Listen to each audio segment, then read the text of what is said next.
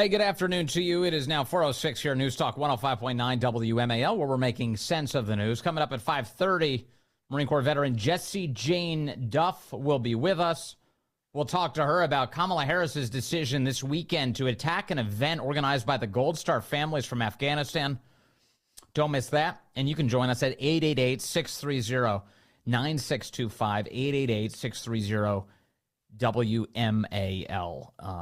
There's America today and Israel actually together mourns the loss of a young man called Hersh Goldberg Poland. He was one of 6 hostages taken by Hamas who were just found dead, just murdered days ago by Hamas. The Israeli Defense Forces recovering these bodies. There was a funeral held in Jerusalem today for Hersh Goldberg Poland. And in fact, the Harris campaign was asked about this in public. Tim Walz was at the Minnesota State Fair yesterday and was asked to react to the discovery of the dead hostages. Here is how that went. Tim Walz heard the question, stared at the reporter, and then walked away. What's your reaction to the 6 hostages being found dead in Gaza? All right. Thanks, everybody. Thanks, everybody. Turns tail and walks away. Now, apparently the campaign decided to release a statement after that, referring to Hamas appropriately as a brutal terrorist organization and mentioning on Twitter, the anguish of losing a child is something no family should have to endure, and sending deepest condolences. But he couldn't handle the question the moment it was asked of him. And by the way, he had just concluded answering a number of questions from the press. That was the last one, and that's the one he decided to run away from. Here to discuss this and so much more about what's going on in that part of the world, Bethany Mandel is here. She's a journalist and the co-author of Stolen Youth. Bethany, great as always to have you with us. Thank you. Thank you so much for having me. Unfortunately, not under the greatest of circumstances. No. So now we have an American citizen from this past weekend found dead. And even in Harris's campaign, the Harris-Walz campaign, they really don't want to touch this thing, and they're not even sure how to handle it. What do you make of it? So folks are sort of chalking that, defenders of the Biden campaign are chalking that up. Well, Harris, but whatever, same difference. He didn't hear the question, yada, yada. But today, the president decided to pressure the Israeli Prime Minister, Benjamin Netanyahu, to sign onto a deal, which he has already agreed to sign on to. The sticking point is Hamas. It is such a galling situation where 6 individuals, one of whom was an American citizen, was executed point blank range. They were shot in the head and left in a tunnel under Rafah. And if you remember, Vice President Harris assured us she studied the maps. Israel didn't need to go into Rafah. Lo and behold, they find out that most of the hostages are being held in Rafah. So we have the American president saying the day of the funeral of an American citizen that we should be pressuring the Israelis. It is a horrifying situation and such a slap in the face to the 4 American hostage families who are still being held in Gaza. Let me play this. Please. I'm sorry. Go ahead. You wanted to say the names? No, I wanted to say their names. A young man from Tenafly, New Jersey, Eden Alexander, Omer Nutra from Long Island, Keith Siegel, and Sigoil Dekel Chen. All 4 were taken and are still being held hostage, and they're all American citizens. Let me play President Biden today. He was asked about all of this, and here he is deciding to go after Netanyahu. Planning to present a final hostage deal to both sides this week. We're very close to that. What makes you think that this deal will be successful in a way that the other deals were not? Hope springs eternal. Mr. President, do you think it's time for Prime Minister Netanyahu to do more on this issue? Do you think he's doing enough? No. Mr. President, what is your reaction to the demonstrations across Israel? What is your reaction to the demonstrations? I'm going to get the detail when I walk in, and I'll talk to you after that, okay? Thank you. Do you have a message for the hostages' family, sir? Yes, I've spoken to the American hostage. I spoke to his mom and dad, and we're not giving up. We're going to continue to push as hard as we can. Thank you. So to your point, Bethany, he goes out of his way to say that Netanyahu seems to be the impediment to a deal here, and he's once again critical of him in public. What do you make of that? It's just incredible to me that Hamas executed these hostages, and they've changed their story now 3 times. First, they claimed it was an airstrike, and then when forensic evidence clearly indicated that they were shot, they claimed it was the IDF. And then when ballistics didn't match and it was clear that they were executed, then they claimed that they were executed because Israeli forces got too close, and that was their policy after 4 hostages were rescued. So that's the evil that we're dealing with, because these are the liars we're dealing with. And for the Biden administration to say that the Israelis are an impediment to getting their own people back from these monsters is such a betrayal of Americans, of Jews, of the 4 Americans that are still being held hostage for 332 days. No wonder we haven't gotten them back, because the day after the day of the funeral of an American, this is what he's saying. Right. So meanwhile, in Israel, you heard one of the reporters allude to the fact that I believe the biggest public sector union in Israel has been on strike over the last 24 hours or so, over basically some competing interests about how to prosecute this war against Hamas. And as I understand it, and Bethany, you could help sort this out for me, Benjamin Netanyahu doesn't want to be in a position in the future where he's forced to, where Israel is negotiating with the lives of hostages, that Hamas takes people hostage and then uses them as bargaining chips. He wants to end that because it's led to so much suffering for so many Israelis. And oftentimes in the end, when Israel, in its decency, makes these trades with Hamas, they'll give up all these Hamas fighters for 1 or 2 Israelis. It's totally out of whack, and you're using human lives as bargaining chips. Netanyahu wants to end that, right? And there's some debate within Israel about how to bring all of this to an end. Yep. So there was a trade in 2003 for a soldier named Gilad Shalit. And that one soldier, Israel traded 1,200 terrorists, one of whom was the architect of 10/7, Sinwar. And we have learned a valuable lesson as members of Western civilization, or one would think, and that is perhaps trading for terrorists is not conducive to keeping people alive and making sure that people aren't stolen. But Hamas learned a lesson in the last few days that they can execute Israeli civilians, and in return, they will see the Israeli public rise up in opposition, not to them, but to Netanyahu. I have many friends who are in the streets, and I think it's a ghastly mistake. There is a phenomenon there, just like there is here, derangement syndrome. Here it's Trump, and there it's Netanyahu. And they have decided that he is evil incarnate. And do I think that Benjamin Netanyahu has conducted himself perfectly? Absolutely not. I think he's been callous with a lot of these families. I think that he has never really apologized for being on watch when October 7th happened.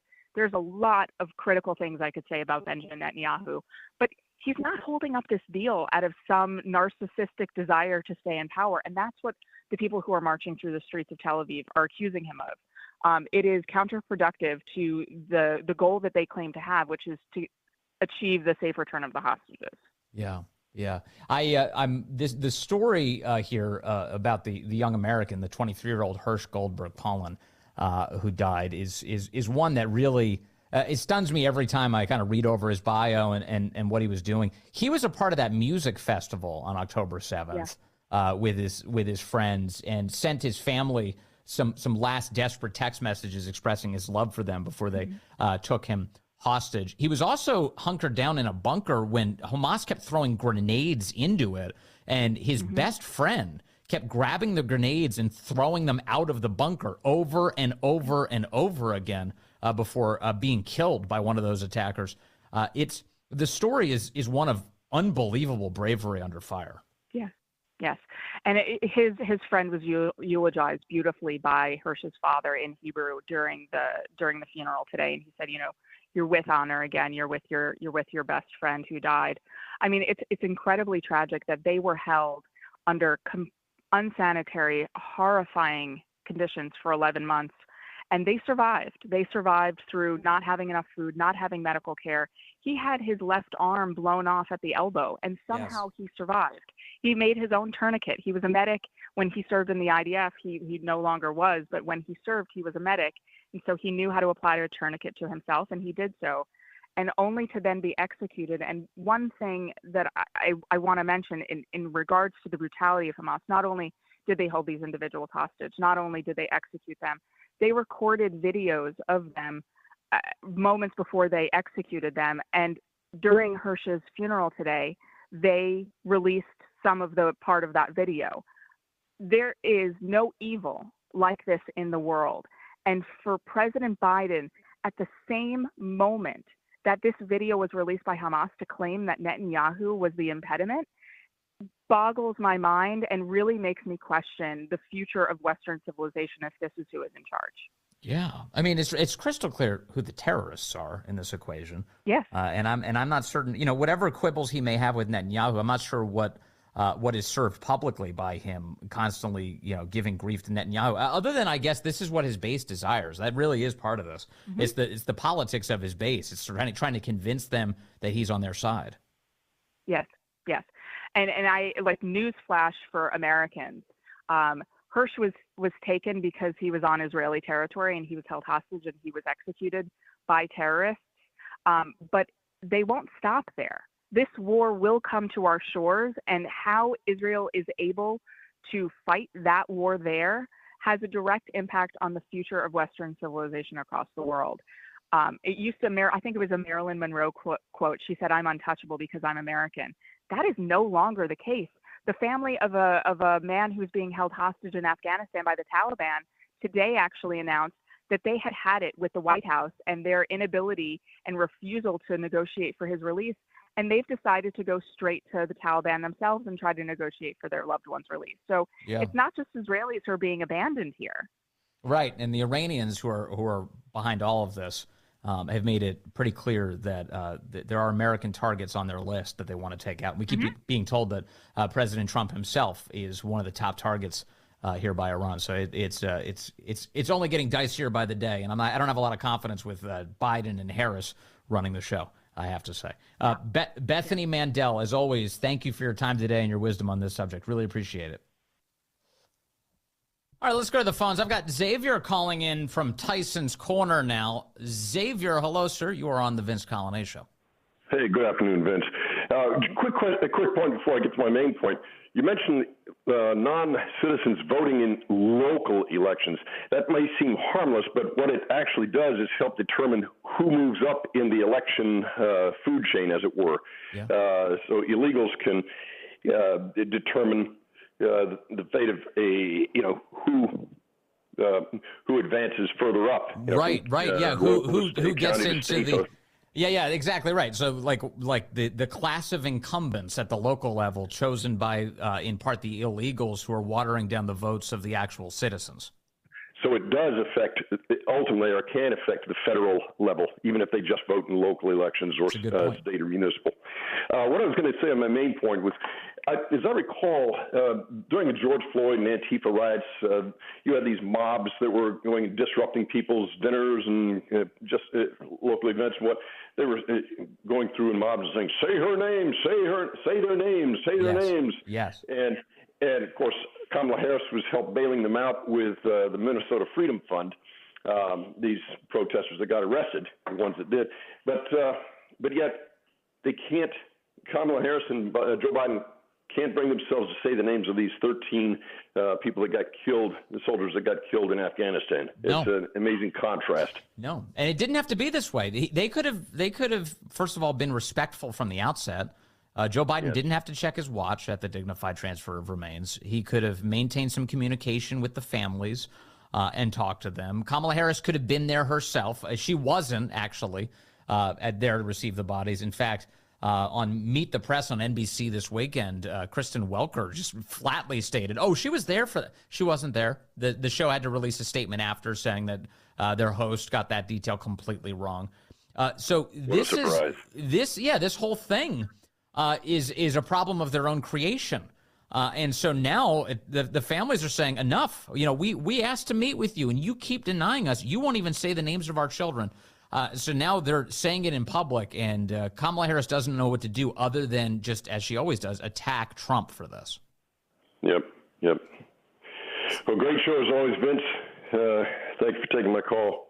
Yes, sir. Have a good Labor Day. Thank you for calling in. That's Xavier pointing out the left loves wielding the say his name, say her name, say their names construction when it serves their cruel political purposes. But what about saying the names of people we widely recognize as heroes? That any American you stopped on the street, or you would think at least, would say, yeah, heroes. And Kamala's campaign has decided to instead attack this event organized by Gold Star Families last week, Monday, alongside President Trump, a commemoration of their children at Arlington National Cemetery. So that's the official campaign strategy today. And you know that because the media is joining in on it. The legacy media are all in on carrying water for Kamala Harris here, attacking Trump for this event last week. In fact, I've got more audio for you. I'm going to play it coming up. This is from the Gold Star Families. I want to play some more of this audio for you because you really should hear from them directly. Also, on this issue of foreign nationals meddling in our elections, a lot of states, several states now, have purged non-citizens from their voter rolls, people who should not have been registered to vote in federal elections at all, and yet by the thousands they are. Some states are doing the work of removing them. Now the House Speaker has a plan to make sure foreign nationals can't register to vote at all across the country. More on that coming up.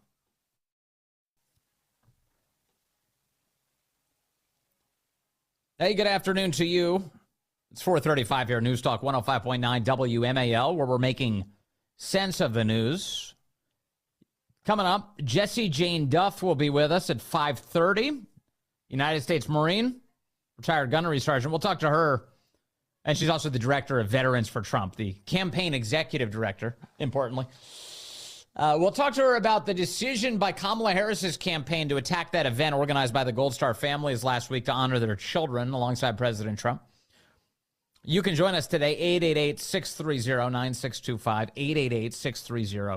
888-630-WMAL. Okay. So I just want to go over illegal immigrants and foreign nationals being in the United States. They're here now by the tens of millions. So many illegal aliens were in the United States before, and so many more are in now because of the Biden-Harris administration and the active destruction of our sovereignty at the hands of this administration. And a number of states, just a small number, but a few states have taken a look at their voting rolls. Because you know what the left's plans are here. The left wants to take every human being that's crossed into the country and turn them into a lifelong Democrat voter. They're not secret about that at all. In fact, they've written entire books dedicated to that subject. They have all sorts of politicians who are willing to say it out loud from time to time. In fact, Nancy Pelosi was on Bill Maher's HBO show this weekend. And here's what she had to say, because Bill pointed out, he's like, this is not the Democrat Party that I was familiar with. The Democrats were never this crazy, Bill Maher says. And Nancy Pelosi responds, oh, yes, we were. The California lawmakers just passed a law. It hasn't been signed by Governor Newsom, but giving government assistance to undocumented immigrants to buy houses. Mm-hmm. That's kind of a different place than the Democratic Party used to be on immigration, is it not? I'm not going to say that's what the country's going to do, but that's certainly where California is. Well, let me just say, immigration had always been a bipartisan issue. I refer you to But not free houses. Well, okay. When she says immigration has always been a bipartisan issue, that's not what he said. We're talking, of course, Bill Maher uses the phrase undocumented, which is a nonsense euphemistic term. Unfortunately, a lot of illegal aliens actually forge documents or steal them in order to engage in business in the United States. Or in this case, in the Biden era, what's happening is a lot of the illegals who are pouring into the country are actually turning themselves into the custody of the Biden administration, and then they're documented when they get here. Documented. They're making asylum claims disproportionately that will not be fulfilled, not be considered legitimate, but after years of litigation, people disappear into the country, never to be seen again. So all sorts of documents are either in the possession of the illegals that they're throwing down before they cross our border, or new documents are being generated when they arrive in the United States by the United States federal government. And in other words, undocumented is a senseless phrase. It doesn't mean anything. There are literally documents about all of these people. But so once again, here's Nancy Pelosi wielding terms like, oh, well, immigration has always been a bipartisan issue. He didn't say immigration. We're talking illegal immigration, illegal aliens. It's been a bipartisan issue. I refer you to But not free houses. Well, that's not free housing. It's the American dream being available to more people. But understand this about immigration. Being available to more illegal foreign nationals. That's the key. The American dream needs to be made available to more illegal foreign nationals. On immigration was by President Ronald Reagan. This is the last speech I will make as President of the United States. I want to communicate a message to the country I love. And he talked about the Statue of Liberty and the beacon of hope it is to the world, and what America was preeminent in the world because our door was always open, and we will cease to be preeminent when we shut the door. Now, I don't do justice to the great communicator. Google it. It's a fabulous speech. And George Herbert Walker Bush continued in that respect for the diversity of America and the rest. California is always in the lead. Maybe others will follow that lead, but that's up to those states. But we are very blessed here with beautiful diversity. So you'd vote for this law? Excuse me? So you'd vote for this law? Well, I'm not familiar with exactly what that is. I'm not even familiar with what's in it. Well, that's par for the course. Nancy Pelosi is big on voting for things in order to find out eventually what might be in them. But because Democrats in California are advancing it, Nancy Pelosi reflexively defends it. Excuse me? So you'd vote for this law? Well, I'm not familiar with exactly what that is, but making the American dream of home ownership available to all people is something we have to do for people who are here now. This is before you're a citizen. This is undocumented. This is for the undocumented. Well, what I would like to do is move them to documented. The fact that I can move them to documented. And clapping like seals. So we're talking hundreds of thousands of dollars per person in home assistance, home purchase assistance for illegals under Governor Gavin Newsom in California by these Democrats. It is un-American, for starters, and it is taking from the citizens of California and giving to the citizens of other countries who illegally take up residence there. So Nancy Pelosi defends that, and she wants to say, we want to move them to documented. So that's, once again, an effort that gives the game away. That's what Democrats desire, is amnesty. Let me just reiterate. When they say comprehensive immigration reform, what that phrase means is amnesty. Amnesty. U.S. citizenship for all. Doesn't matter how you get here or whether or not you assimilate into the country. We don't deserve to control access to our country. We don't deserve to have a considered immigration system. No, it's a free-for-all. That's what we deserve as a country. And it's total chaos. It's complete chaos. They're the party of chaos, and they want to reward lawbreaking by saying you get to stay here and you get to become a citizen. That's the game plan.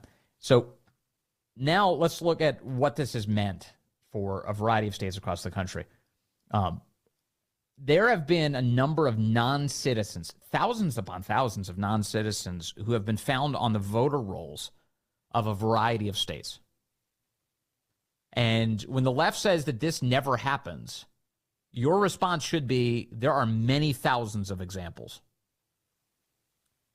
Virginia will be the one that's probably the most accessible to this audience because so many of us have been talking about it here on WMAL, and you're probably aware of it if you live in the area, that Virginia just purged 6,303 non-citizens from the voter rolls. The Youngkin administration went through the voter rolls and established that there are well over 6,300 non-citizens who are registered to vote in the Commonwealth.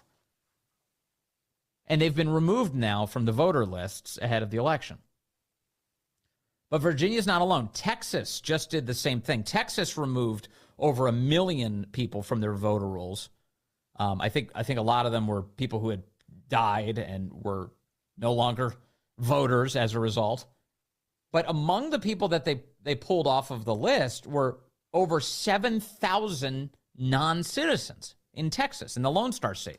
So Virginia had over 6,000. Texas had at least over 7,000, and they have just removed them from their voter rolls. So that happened. Alabama, their Secretary of State is a guy called Wes Allen, and he's begun a process in Alabama to remove over 3,251 non-citizens from their voter rolls. So once again, a case of thousands of non-citizens, on the voter rolls there. Ohio recently, their Secretary of State, just identified 597 non-citizens on their voter rolls. And these are again just the ones that they've identified. Ohio, 597. And in fact said that 138 of those appear to have actually voted in past elections in Ohio. So those have been referred over to the state prosecutors to take a closer look at. Georgia, that's a critical state. Georgia has previously, back in 2022, the Secretary of State, Brad Raffensperger, you know his name, identified 1,634 non-citizens who had attempted to register as voters in the state. Georgia apparently continuing to do audits of its voter registration rolls. And that's just a handful of states. What is that? 5 states I just went through. 5 of 50.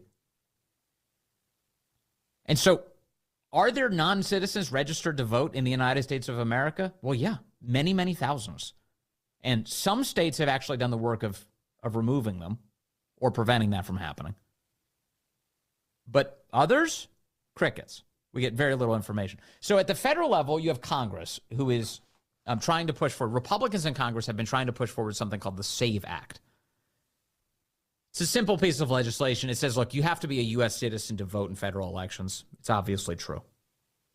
So in order to make sure that that's the case, in order to prevent this, thousands upon thousands of non-citizens registering to vote in an environment where they're not allowed to, it's illegal to do that. Very simple thing. You have to prove you're a U.S. citizen when you vote, when you register to vote. Excuse me, not when you vote, but when you register to vote. Simple. Democrats are opposed to it. Democrats are uniformly walking in lockstep opposed to this because at their core, they view this all the way Nancy Pelosi views it, which is, who cares if you're a citizen? In fact, we don't want to look that closely because we know, at least on the margins, that this is to our benefit. That's what Democrats are assuming here. Allowing non-citizens to vote in the elections is going to help us. Allowing illegals to vote in the elections is going to help us. That's what Democrats think. And so they're okay with this. They're okay with this system. They'd like it to remain vulnerable because they believe it is to their benefit. And that brings us to today. We get some reporting out of a publication called Punch Bowl that Mike Johnson, that the Speaker of the House, is right now debating with Democrats another stopgap funding bill. So Congress doesn't want to engage in a deep debate on our spending. And by the way, they should. We have to cut spending dramatically or else we're not going to have a country anymore. If you don't like the inflation that you've been experiencing, if you don't like the cost of everything skyrocketing, then you're really going to detest how it started, which is out of control government spending and the printing press is running overtime. in order to enable it. So we need to make some cuts, or else people are not going to be able to afford anything. And government spending is right at the center of that. But what Speaker Johnson wants to do, and I think what Democrats want to do as well, we'll see, is say, look, we're going to extend the current spending levels, just no changes whatsoever, just keep the same spending levels, and we're going to kick them to March of next year. This is after the new president comes into office, so that the new administration can tackle spending in March of 2025. But Johnson's offer, according to Punchbowl, is this. I'm going to let you do this. We're going to extend it, but you have to have the SAVE Act. The SAVE Act has to be a part of this. Now, will he get this in the end? It's anybody's guess. It sounds like it's an opening salvo, so unfortunately, maybe he'll negotiate away from this, but he shouldn't. He should stick with it for a bunch of reasons, but one of them is just it proves that Democrats would prefer to have a completely broken election system that serves the interests of foreign nationals who wrongly register in our elections. And that needs to be highlighted for the American voter. Senator Mike Lee today is offering kudos on X to House Speaker Mike Johnson. He says the following: hats off to Speaker Johnson for attaching the SAVE Act to the September spending bill. If it's a non-starter with Democrats to deter non-citizens from voting, they're going to have to explain that. They're going to have to explain that. Now, Senator Lee, of course, is right that they should. That should be what happens. Will the media give them cover? Undoubtedly. In fact, the SAVE Act, by and large, has received very little attention from the legacy press. They've tried to bury coverage of this. But Republicans control the House of Representatives. This is a meaningful situation here. This legislation is meaningful, and obviously the press should cover it. But instead, most of what they're doing is covering up stories like this on behalf of the party that they serve, quite unfortunately. And so Mike Lee is correct here. Attaching the SAVE Act to this spending fight is a great way to the extent that you can do it at all, to force Democrats to confront what they really think of our elections and how vulnerable they want them to be. And because if you ask anybody on the street, forget like people who are super politically involved, just normal Americans all over the country, should we make sure that U.S. citizens, people that only U.S. citizens vote? If you ask that question, should we make sure that only U.S. citizens vote? Everybody says yes to that. Everybody says yes. But the second, you start integrating, well, Democrats are opposed and Kamala Harris is opposed and she'd like to, and then, it starts muddying up the survey respondents. But the reality here is it's common sense. It's total common sense. And so Democrats should be forced to reckon with the position that their party holds. They should be. And this is a good way to do it. So Speaker Johnson linking those two things together. And as I mentioned, non-citizens definitely registered to vote in a whole bunch of states across the country. It's 4:51 now. All right, let's see here. I've got Nick calling in from Purcellville, line 3. Nick, good afternoon, sir. You're on the Vince Coglianese Show. Hey, Vince. Thanks to a democratically controlled General Assembly in Virginia, this year we have same-day registration voting, and that's is a big challenge for Republicans because now you're going to have more poll watchers. And the problem is they can register the same day, lie on the ballot, and then get a provisional ballot, and then those are opened up, after all of the regular ballots are counted. So if it's a close election, they get opened anyhow. But we're going to need people, when they open those, to challenge whether or not those are really citizens. Now, I spoke with Judy here at Loudoun County for, maybe an hour about this months ago, and she told me that it would be one Democrat person claiming to be a Democrat and one to be a Republican that would challenge those ballots, that would look at those provisional ballots. And she said that we're not going to get an answer to who won Virginia for at least a week. So it's not going to be nice. It's going to be, very nervous for a week.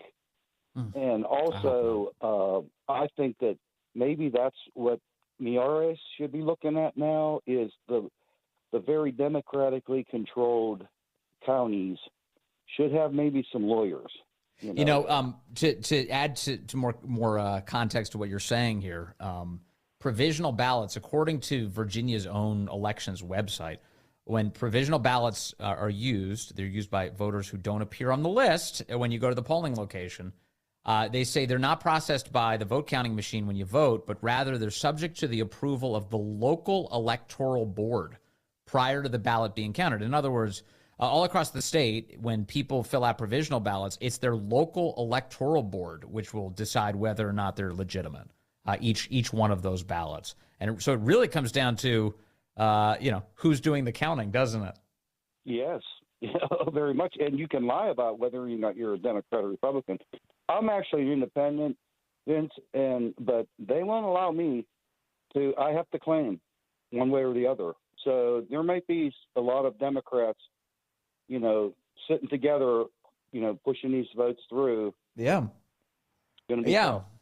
What would stop all of this if we had a way to ensure that only American citizens registered to vote, and if we, have to show voter ID as a requirement in order to cast our ballot, to claim our ballot, so that no one else could claim ours. If we just had a single day to vote, if it was all paper ballots, if it was a secure system, this current thing we have makes people very skeptical. I wonder why.